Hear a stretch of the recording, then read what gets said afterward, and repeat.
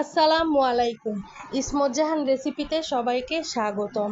আজকে দেখতে পাচ্ছেন চাল কুমড়া, এটা শ্বশুরবাড়ি থেকে নিয়ে এসেছি। সাদবাবুর দাদার নিজের হাতে লাগানো চাল কুমড়া, টাল থেকে চাল কুমড়া নিয়ে আসছি। তারপরে এগুলো আমি ছিলে পাতলা পাতলা করে কেটে নিয়েছি, দেখতেই পাচ্ছেন। এরপরে সামান্য পরিমাণে লবণ দিলাম, লবণ দিয়ে ভালো মতো হাত দিয়ে কষলিয়ে নিলাম, তাহলে পানিটা ঝরে যায়।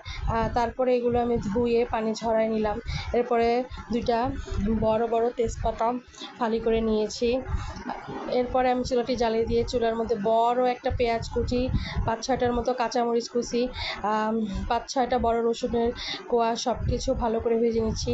আমার শাশুড়ি এইভাবে চাল কুমড়া ভাজি করে, তো খেতে ভালোই লাগছিল, ভারী মজা হয়েছিল। তার কাছ থেকে আমি রেসিপিটি শিখেছি।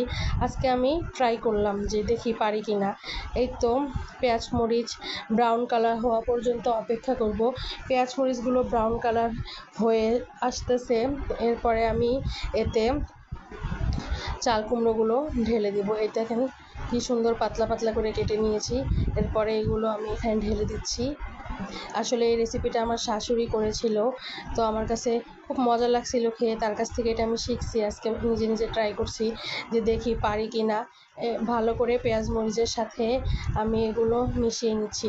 এরপরে এতে আমি পরিমাণ মতো লবণ, হলুদের গুঁড়ো আর সামান্য একটু ধনিয়ার গুঁড়ো দিয়ে দিলাম। এরপরে আবার আমি এগুলো ভালো মতো নাড়াচাড়া করে নেব। আসলে এই চাল কুমড়ার ভাজিটি অনেক সময় নিয়ে এবং মিডিয়াম আঁচে ভাজতে হয়, না হলে পুড়ে যেতে পারে। ভালো করে নাড়াচাড়া করে নিচ্ছে। দেখেন কত পানি উঠছে, পানি ঝরায় নিচ্ছে, তারপরেও পানি উঠছে। রসালো খাবার এগুলো, সেই জন্য পানি ওঠে। আবার ভালো করে নাড়াচাড়া করে নিচ্ছি। কালারটা ক্যামেরার কারণে কম বেশি হতে পারে, কিন্তু কালার আসলে অনেক সুন্দর। দেখেন কালার চেঞ্জ হচ্ছে ধীরে ধীরে, নিচ থেকে লেগেও যাচ্ছে। আবার ভালো করে নাড়াচাড়া করে দিচ্ছি, উল্টে পাল্টে নিচ্ছি।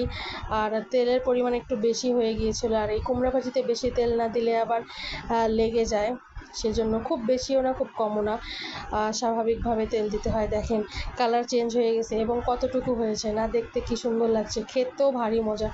আপনারা এইভাবে বাসায় ট্রাই করে দেখবেন, এভাবে চাল কুমড়া ভাজি আসলে কেমন লাগে।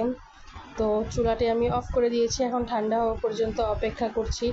এরপরে আমি এটি একটি শুকনো কড়াইয়ে ঢেলে নিচ্ছি। এই দেখেন দেখতে কত সুন্দর হয়েছে।